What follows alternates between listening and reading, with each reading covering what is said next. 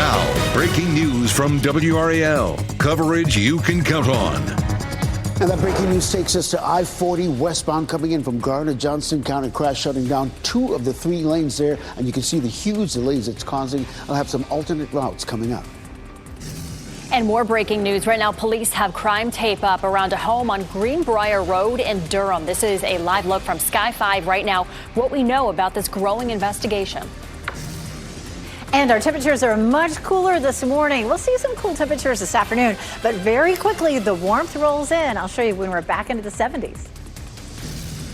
And honoring a fallen. Today, Wake Med officer will be laid to rest after he was killed in a shooting. What you need to know about the funeral and the traffic impacts. Thank you for joining us here on your Monday morning. Welcome in. I'm Michelle McConaughey. And I'm Ken Smith. Lots of breaking news to share this half hour, and we'll get to it shortly. But let's go over to meteorologist Elizabeth Gardner in the WRAL Severe Weather Center, tracking how our day is shaping up. It's so pretty out there right now. This is a live look at North Hills here in Raleigh, where it is 41 degrees and our winds are calm. We had really strong winds yesterday, fire danger. We have lesser fire danger today because it's not as windy, but it is still as dry. 41 degrees right now, and we started off this morning with a lot of temperatures in the 30s. Now we're climbing into the 40s, 46 Rocky Mount, 44 in Southern Pines, 43 in Roxborough, and 48 in Fayetteville. But still, our temperatures are 15 to 20 degrees colder than they were this time yesterday. So you may need an extra layer as you're headed out the door.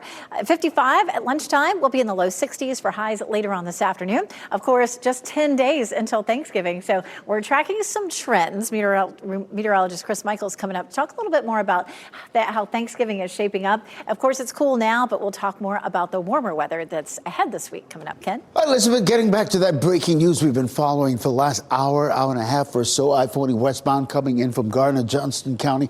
At least 2 of the 5 lanes there completely blocked as that crash moves off at least closer to the shoulder of the road, blocking those 2 lanes. You can see the huge delays it's causing right now on I-40 westbound. I can tell you, depending on where you are, you might want to use Highway 70 as an alternate route, and Highway 50 or Benson Road could be another alternate route for you, because right now you're looking at a 53-minute delay coming in from Garner or Johnston County. We're seeing a little bit of a slowdown on I-40 eastbound this morning. There's a live look at I-40 and Aviation Parkway. You can see the bumper traffic on those eastbound lanes. So here's what it looks like in terms of coming in from, say, Durham or All Points West. You're looking at a 9-minute delay. You're also looking at a 9-minute delay if you're coming in from US 1, coming in from Wake Forest, and also a 7-minute delay if you're coming in US 1, coming in north out of Apex this morning. You're getting ready to head into the car. Tune us in on the radio, 101.5 HD3. Ken, I'm keeping my eye on this situation that's unfolding here over on Greenbrier Road in Durham. Sky 5 is above this right now. Let's kind of show you what we're looking at here. So I count at least 2 different squad vehicles, but you'll see where the yellow crime scene tape is kind of taped off that house there. You'll notice there are some officers standing around. I'm counting about 1, 2, 3, 4, 5, 6 officers right there. And then if we move over to the left, one thing that stood out to me is where the crime scene tape is. Yes, it's wrapping around the house, but you see there's this playground set that's over here as well. This little playhouse type thing that you would see in someone's backyard. So we're trying to see if possibly any kids involved with this kind of thing here, especially seeing these context clues here. But in terms of what specifically is going on, that's what we're trying to figure out right now. We have our team behind the desk trying to get some answers from police. As soon as we have an answer, we'll report this again. This breaking news situation, Sky 5 is above on Greenbrier Road over in Durham. All right, Chris, thank you. Happening today, the funeral for Wake Med officer Roger Smith. Smith was killed in a shooting last weekend at Wake Med Garner. WRAL's Kelsey Coffey has more on how people are paying their respects.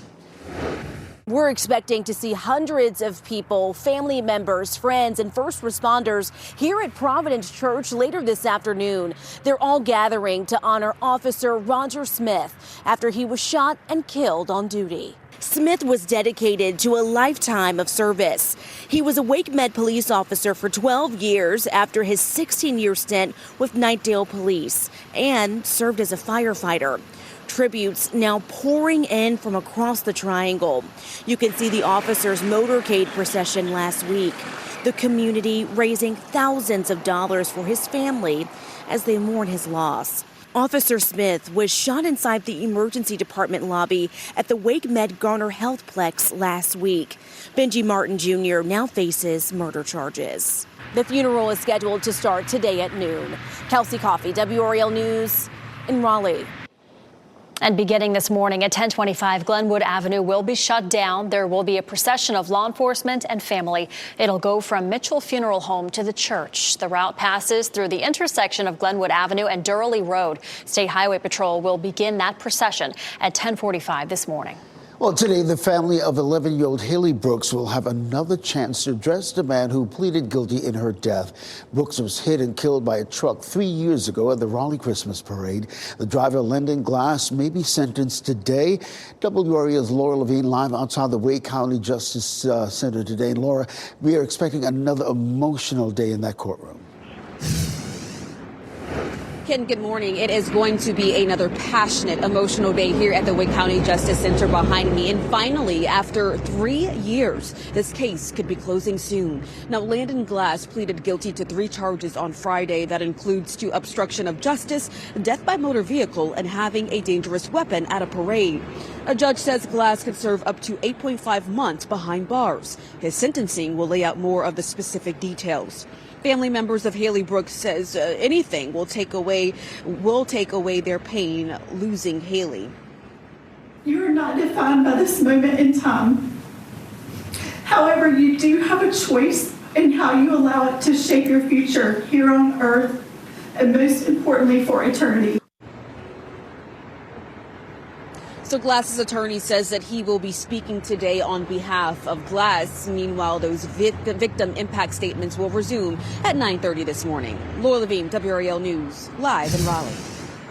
And let's get you a live look at RDU right now. As of 6 o'clock this morning, the FAA lifted the emergency flight restrictions that caused thousands of cancellations nationwide. Back on November 7th, the FAA reduced the number of flights at 40 major airports due to the government shutdown. This led to thousands of cancellations and delays all across the country. While RDU is not on the list of airports, the airport has flights to 33 destinations on that list. The FAA says operations can return to normal as staffing levels have stabilized. We're trying to learn more about a possible crash investigation this morning in Wayne County. The WRAL breaking news tracker showing us what it looked like just before 3 o'clock this morning on Pinckney Road off Highway 581. Part of the road was shut down while authorities investigated, but has since been cleared. We're trying to find out what happened and learn more about any of the people involved. Protests are spreading all across our state because of rounds of arrests by Border Patrol agents in Charlotte over the weekend. Border Patrol Commander Gregory Bovino was spotted in Pineville and confirmed dozens of arrests. He's been posting on social media about the agents detaining people with alleged criminal records, including assault, DWI, and larceny. Governor Josh Stein released a video statement. He criticized the tactics of federal immigration agents in Charlotte. We've seen masked, heavily armed agents in paramilitary garb driving unmarked cars, targeting American citizens based on their skin color, racially profiling and picking up random people in parking lots and off of our sidewalks. This is not making us safer. It's stoking fear and dividing our community.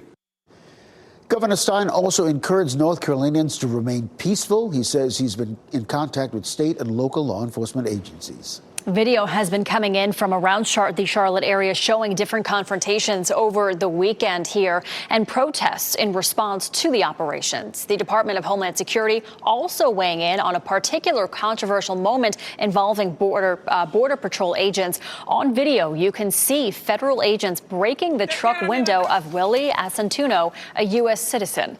The Department of Homeland Security posted online about this moment. It says in part, during an enforcement operation in Charlotte, this individual became erratic, refused lawful commands, and had to be removed from his vehicle. DHS law enforcement followed their training to remove him. Time now is 8:09. Redesign decision. The Johnston County School Board wants to rebuild Clayton High. What's in the plan that leaders are expected to vote on today? And a dazzling decade, the Chinese Lantern Festival making its return to the Triangle. How this year's event is bringing a holiday classic to first-time visitors. And lots of sunshine out there this morning, but our temperatures have been chilly. As you're heading out the door around 9 o'clock, temperatures will be in the mid-40s, and we climb to around 60 for our highs this afternoon. I'll show you when we have some showers in our forecast this week coming up.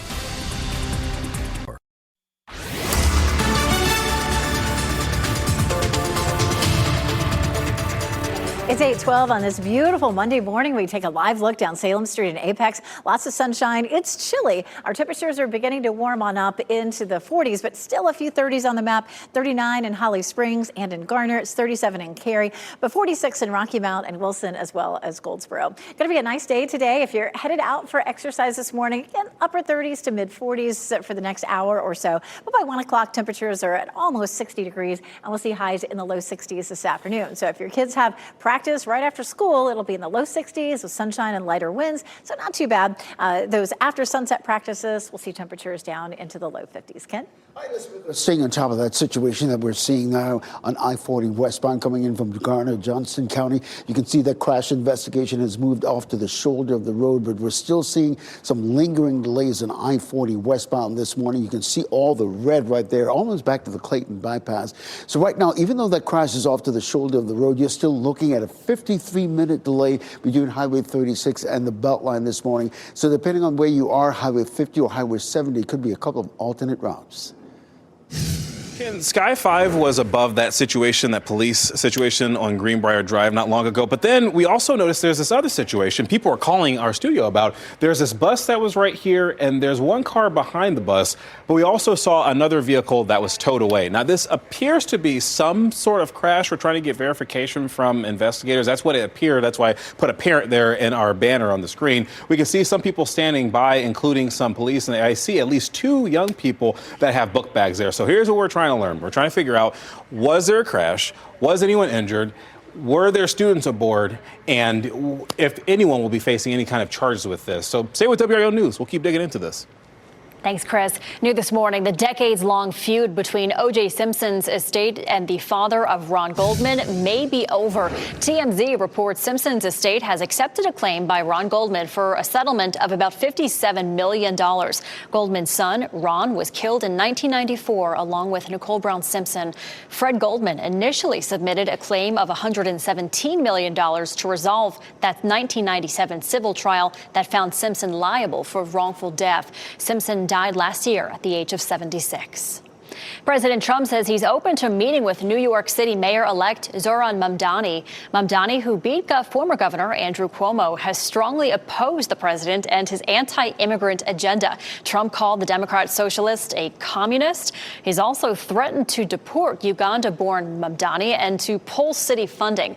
Mamdani now says he's open to the possibility of meeting with anyone, including the president. President Trump agreed. The mayor of New York, I will say, would like to meet with us and we'll work something out. But he would like to come to Washington and meet, and we'll work something out. We want to see everything work out well for New York. The White House has not set a meeting date. Well, speaking of the Trump administration, it's confirming another strike on an alleged drug trafficking boat in international waters. The defense secretary and U.S. Southern Command confirming the attack happened Saturday in the Eastern Pacific. 3 people were killed. The Trump administration has not provided any evidence supporting the allegations about the vessels or the people on board. This is at least the 21st military strike on alleged drug boats during Trump's second term. Meanwhile, the State Department has announced plans to designate a Venezuelan crime organization as terrorist organization. Secretary of State Marco Rubio says the designation for Cartel de los Soles will take effect next week. Rubio says this group, along with others tied to President Nicolás Maduro, are responsible for terrorist violence throughout the Western Hemisphere. He also accused the organization of trafficking drugs into the U.S. and Europe. I gotta tell you, social media is buzzing about something called sudden stratospheric warming. What is that, you ask? Well, I'm glad you're asking the meteorologist, and that's why we're checking in with meteorologist Chris Michaels to walk us through this situation here. Yeah, it's one of those things you got to know what it is first before you know how it affects you. And so you can think of the atmosphere like a cake. It's got layers. The bottom is the troposphere. That's where most of your weather happens. And then above that is the layer called the stratosphere. Any disruption in the stratosphere can then lead to some ground level effects, especially to that whole other buzzword, the polar vortex. All that is basically a container of cold air. So once the stratosphere warms, the polar vortex becomes more erratic, and that allows colder air to seep into the U.S. It's a lot of stuff to talk about just to get to the point of it's going to get colder, right? Here's where we expect it to get colder by Thanksgiving. Looks like that'll be the central and northern U.S., pretty Arctic air. If it even makes it to the eastern U.S. at all, it would be well after Thanksgiving. So in the meantime, as we're looking 10 days out, we're just looking at patterns, nothing specific.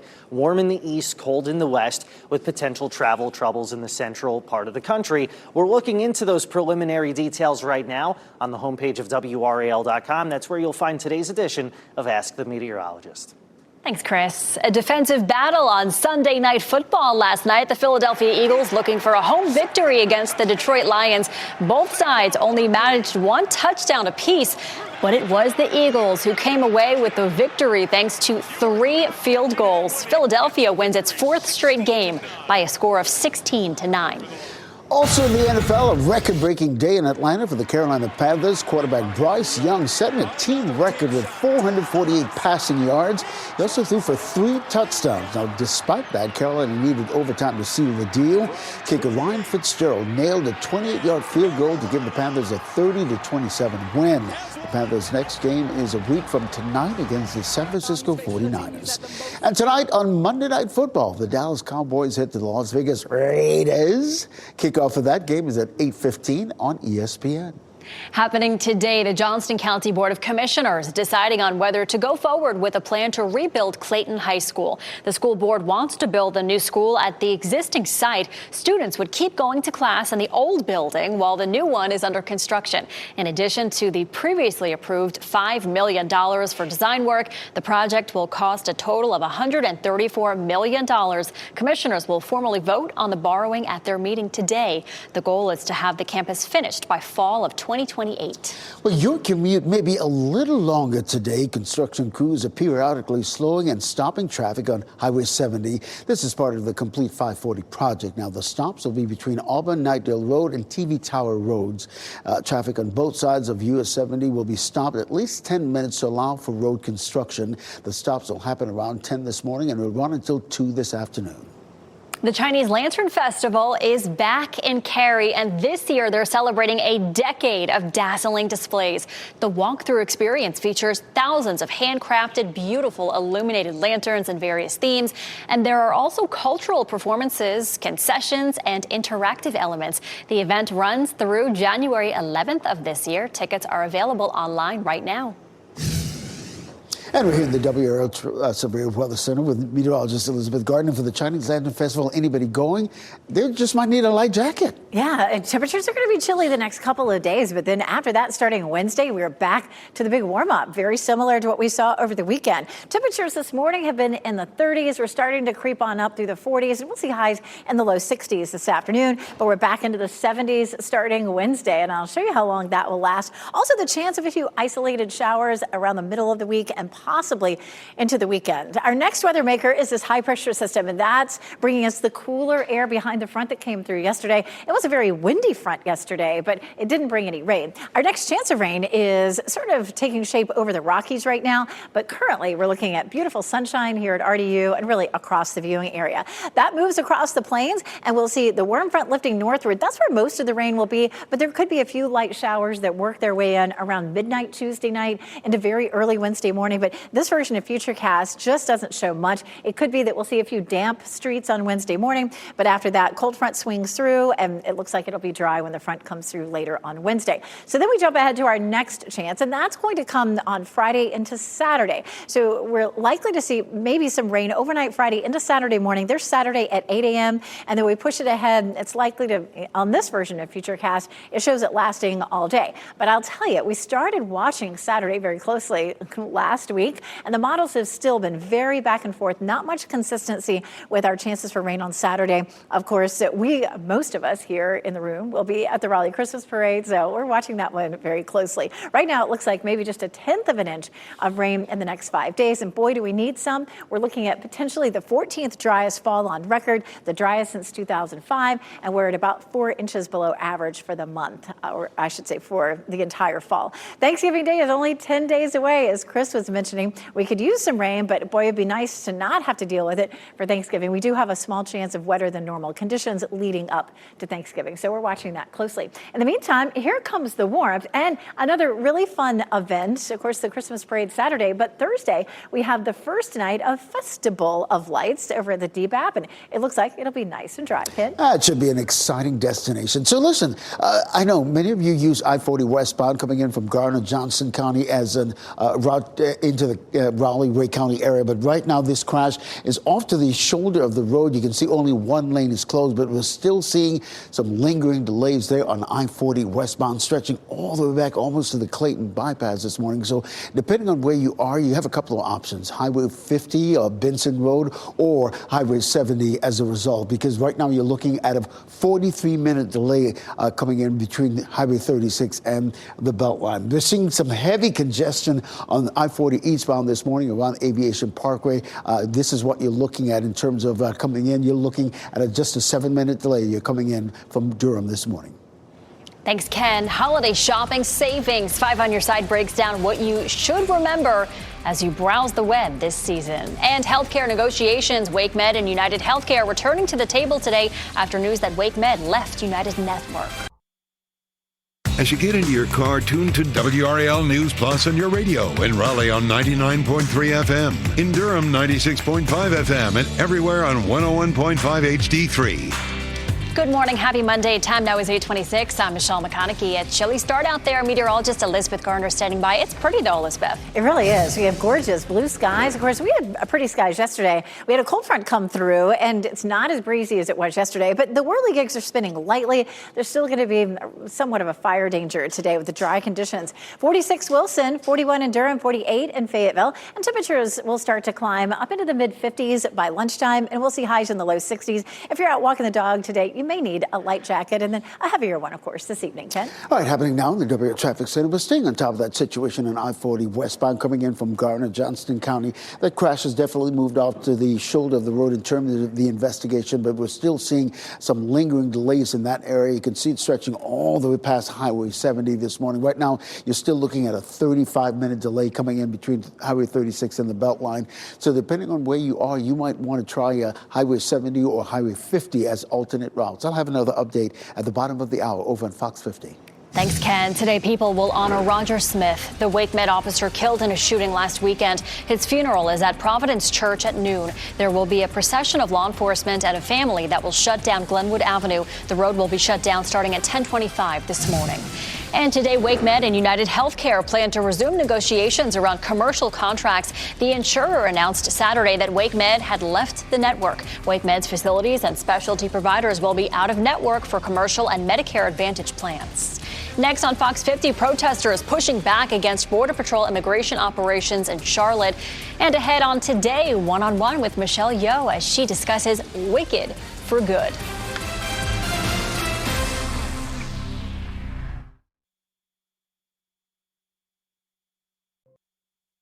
Now, breaking news from WRAL. Coverage you can count on. And that breaking news takes us to I-40 westbound coming in from Garner, Johnston County. Right now, a crash investigation has moved off to the shoulder of the road, but we're still seeing some lingering delays on I-40 westbound. I have a couple of alternate routes for you. And bus involved in a crash. A school bus ends up off the road after a crash in Durham. What we're working to learn as crews are cleaning up that scene. And keeping our eye on this situation that Durham police are at right now. Sky 5 was above it not too long ago. Join me here in the WRAL Live Center for what we know so far. And it's a colder start this morning, but very quickly the warm air comes surging back. I'll show you when highs are back into the 70s again. At 8:30, we've got a lot of breaking news to share, not to mention the Durham situation, I-40 westbound. We'll get to all that in a moment, but first, I'm Ken Smith. And I'm Michelle McConaughey. Thank you for joining us. It's Monday. We're back here.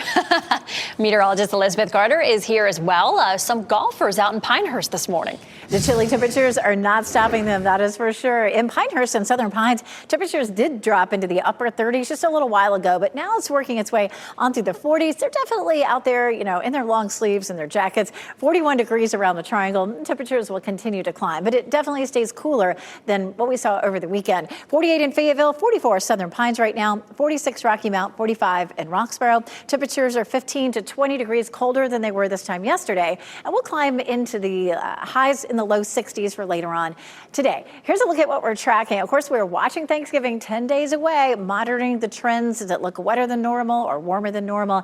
Of course, that little cool snap today and tomorrow, and then we return to warm temperatures. Ken?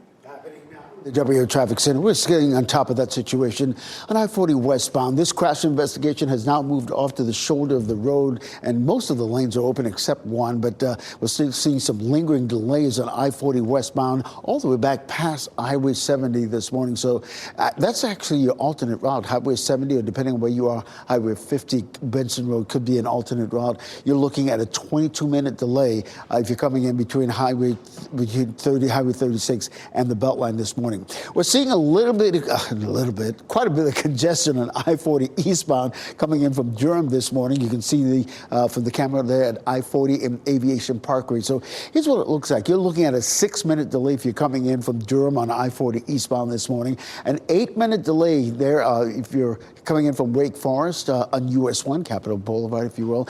And things are beginning to thin out a little bit, but you're seeing a little bit of a slowdown on I-87 around Smithfield Road. You're looking at a 7-minute delay. That's the 30-minute delay that we're talking about coming in from Highway I-40 westbound, coming in from Garner and Johnston County. You're getting ready to head into the car. Tune us in on the radio, 101.5 HD3. Busy morning in the sky for Sky 5, as this morning it was above Greenbrier Road in Durham. And this is video from Sky 5, maybe, give or take 20 minutes ago, where we saw this home that was here. And there's also some crime scene tape that's surrounding the home as well.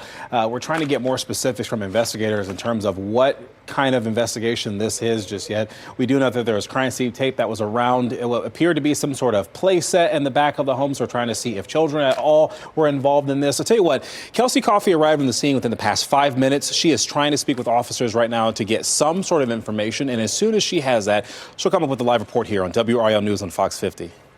Thanks, Chris. Today, Wake Med officer Roger Smith will be laid to rest. Smith was killed in a shooting last weekend at Wake Med Garner. WRAL's Kelsey Coffey is outside Providence Church on Glenwood Avenue this morning, where family and friends will pay their respects there later today. We're expecting to see hundreds of people, family members, friends, and first responders here at Providence Church later this afternoon. They're all gathering to honor Officer Roger Smith after he was shot and killed on duty. Smith was dedicated to a lifetime of service. He was a Wake Med police officer for 12 years after his 16-year stint with Knightdale Police and served as a firefighter. Tributes now pouring in from across the triangle. You can see the officers' motorcade procession last week. The community raising thousands of dollars for his family as they mourn his loss. Officer Smith was shot inside the emergency department lobby at the Wake Med Garner Healthplex last week. Benji Martin Jr. now faces murder charges. The funeral is scheduled to start today at noon. Kelsey Coffey, WRAL News in Raleigh. And beginning at 10:25 this morning, Glenwood Avenue will be shut down for a procession of law enforcement and family. It'll go from the Mitchell Funeral Home all the way to Providence Church. The route passes through the intersection of Glenwood Avenue and Durley Road. State Highway Patrol will begin that procession at 10:45. In just under an hour, the driver who hit and killed an 11-year-old in the 2022 Raleigh Christmas Parade may get his jail sentence. Haley Brooks' family will get another chance to face and address Landon Glass. WRAL's Laura Levine live outside the Wake County Justice Center this morning. Laura, we're expecting another emotional day.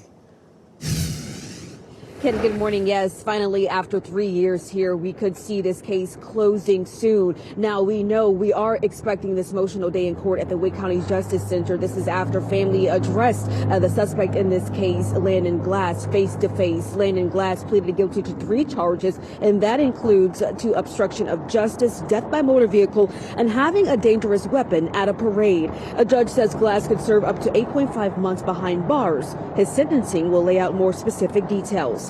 Family members of Haley Brooks say nothing will take away their pain of losing Haley. Landon, there is no punishment that I would feel to be sufficient for killing my daughter. The only thing that I want is to have my sweet Haley back.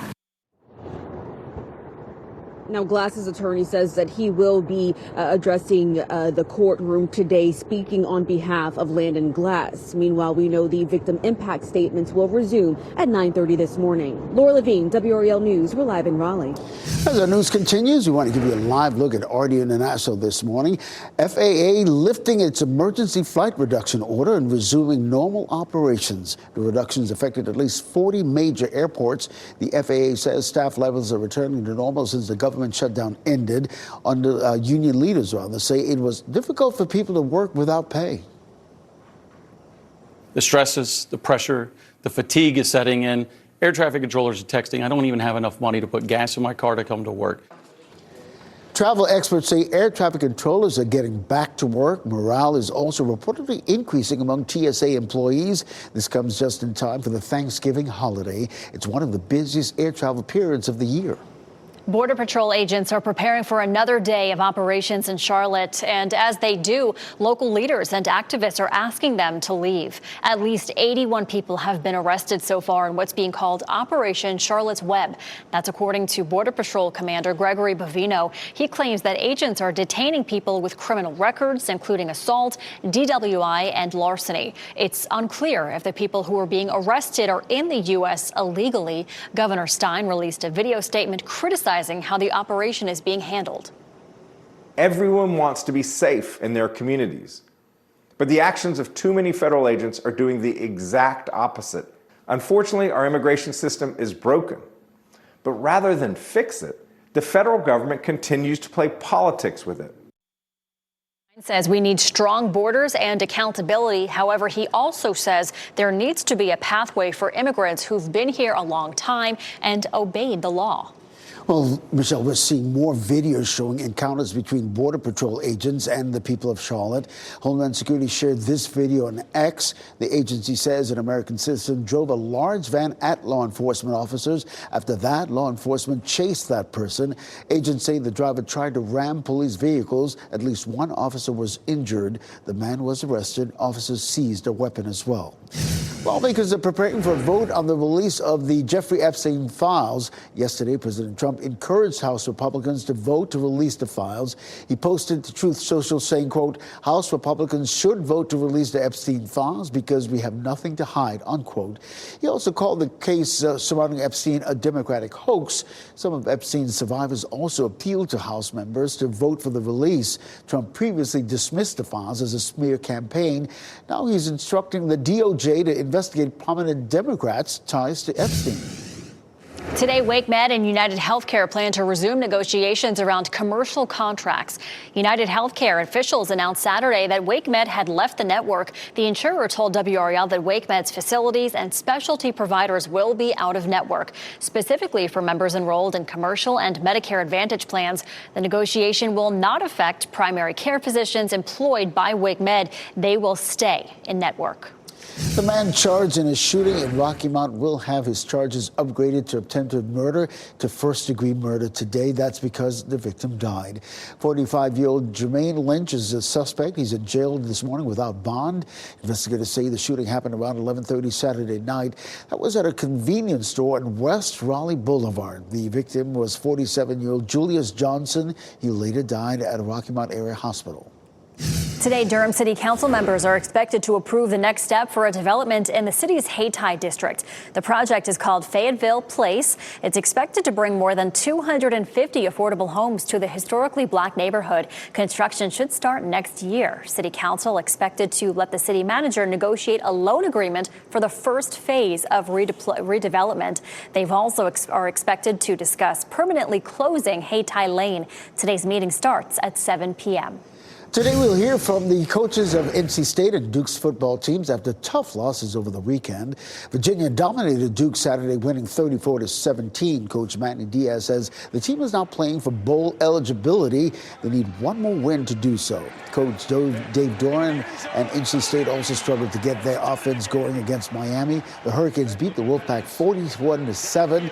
Coach Diaz will speak at 1 o'clock. Coach Doran at 5. WRAL will be listening in, and we'll let you know what the coaches had to say.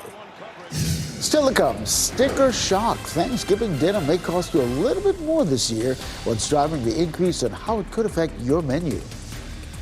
Online shopping safety, making sure you get the best deal while surfing the web for the best gifts. 5 on Your Side has 3 takeaways to remember as you browse online this holiday season. And headed to break, we want to take you outside and give you a look at Wilson and the Whirly gigs. Ahead, meteorologist Elizabeth Gardner explaining how many more spring-like days we'll take on as we head toward Thanksgiving.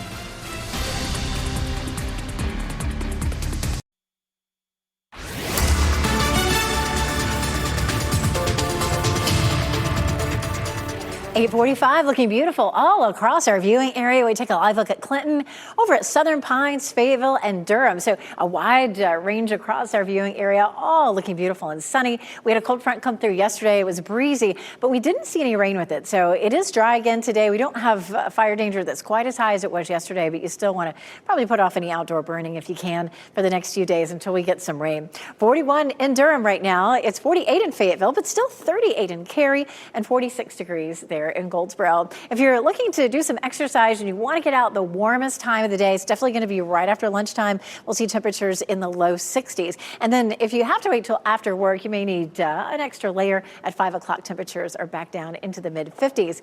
We do have some warmer temperatures on the way, though, starting Wednesday. I'll show you how warm it'll get, Ken. Elizabeth, that crash we've been following on I-40 westbound coming in from Garner, Johnson County has cleared. Even the shoulder of the road has cleared, but we're still seeing some lingering delays on those lanes coming in from Garner or Johnston County this morning. So right now, you're looking at a 23-minute delay. It was up to almost an hour about a half hour ago. So things are definitely getting better there coming in from Garner or Johnston County at this hour.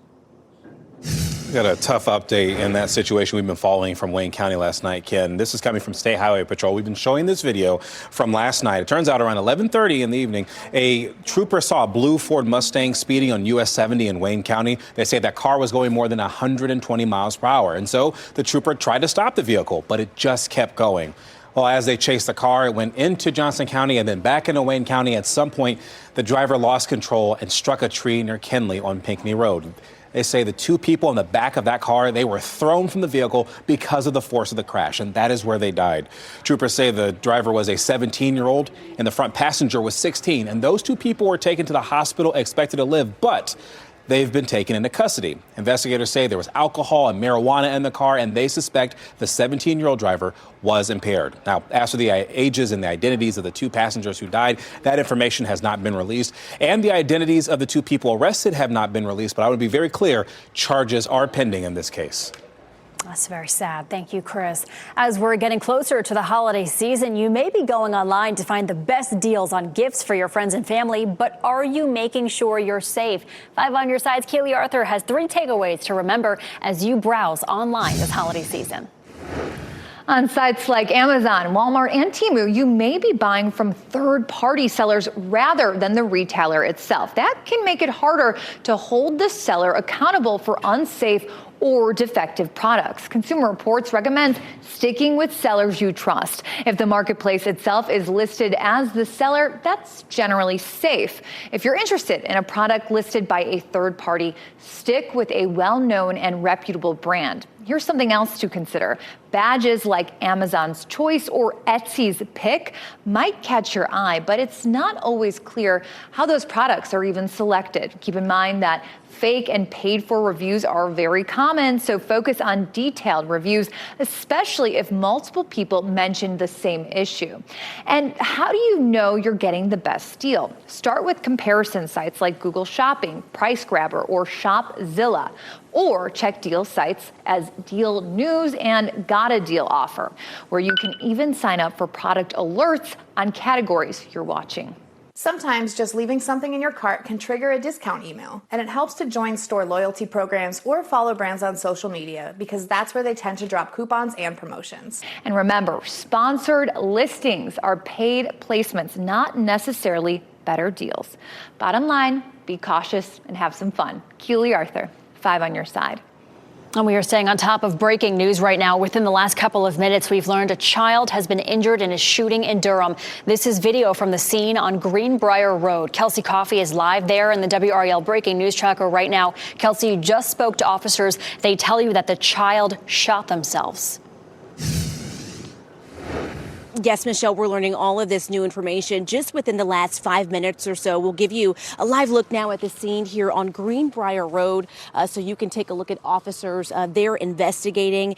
They tell us that a 4-year-old boy accidentally shot himself with an unsecured firearm. Now, you may remember that we covered a similar incident like this about 2 weeks ago here in Durham. We know that that child in this situation here is in the hospital with serious injuries. So we're working to get an update on their condition. We'll be sure to let you know what we find out. Kelsey Coffey, WRAL News, live in Durham. Simply heartbreaking. I want to turn now to the high grocery prices and tariffs that could be affecting your Thanksgiving menu this year. The cost of food keeps going up for many Americans. The latest Consumer Price Index report showing the average price for groceries up 2.7% from last September. Prices for key Thanksgiving staples like potatoes, meats, fresh vegetables, and bakery products are all up. For many people, the worries extend beyond the holidays. It's a daily struggle. Every day. If tonight, I need dinner for tonight. We've seen an increased need. We've seen seniors coming that need assistance. We've seen families. Yeah, the government shutdown caused a strain on many food banks, but people may see a relief soon. On Friday, President Trump signed an executive order to retroactively lower some of the tariffs. All right, turning to weather now. I'm here in the WRAL Severe Weather Center with Elizabeth. We're talking about the next weather maker and some more warm weather on the way. Yes, by the time we get to the middle of the week, we're going to be right back into the 70s again. We had that cold front come through yesterday. A lot of wind with it, but it was dry. This high pressure system building in, of course, with winds that rotate clockwise, helping to push in some chilly air. We dropped into the 30s in most places this morning, at least briefly. We'll have some dry, comfortable afternoons. You still want to watch your outdoor burning because it is awfully dry out there. A few minutes ago, I pulled this up, and there were lots and lots of people out here on the putting green. I don't know where they all went. Maybe they got too chilly and went inside. Temperatures are still in the low to mid 40s across most of the region this morning. By lunchtime, we climb into the mid 50s, and then we'll see low 60s for highs this afternoon. There in Holly Springs, 43. It's 41 in Raleigh, still 39 in Cary, and Chapel Hill, 42 up in Wake Forest. Temperatures 15 to 20 degrees colder than this time yesterday, but we had an unusually warm weekend. Closer to normal today at 62 in Raleigh and 61 in Durham, 65 for the high in Fayetteville this afternoon. Temperatures running just a little below normal, but not much. We're fairly close to normal right now. But all the warmer than normal temperatures well to the west of us move right back in by Wednesday. We're going to climb back up to around 70 for Wednesday, 71 Thursday, then mid 70s Friday and Saturday, only slightly cooler on Sunday. We have a front that comes through Saturday, and that may drop our temperatures slightly, but not in time for the Christmas parade. If you remember last year, about the time folks were lining the parade route, the temperature was 38. And this year, it could be as warm as 60 early in the morning, and then temperatures should be in the mid 60s during the parade. Here's the kicker. We have the potential for a brief shower. The models have been really back and forth on our chances for rain on Saturday. We started watching this way last week, and so we're just going to continue to watch that. In terms of determining exactly when that rain is going to fall, it's a little bit too early, so keep checking back for updates on that. All right, thanks, Elizabeth. And before we go to break, here's a look at your winning lottery numbers. We'll get another check on weather and traffic next.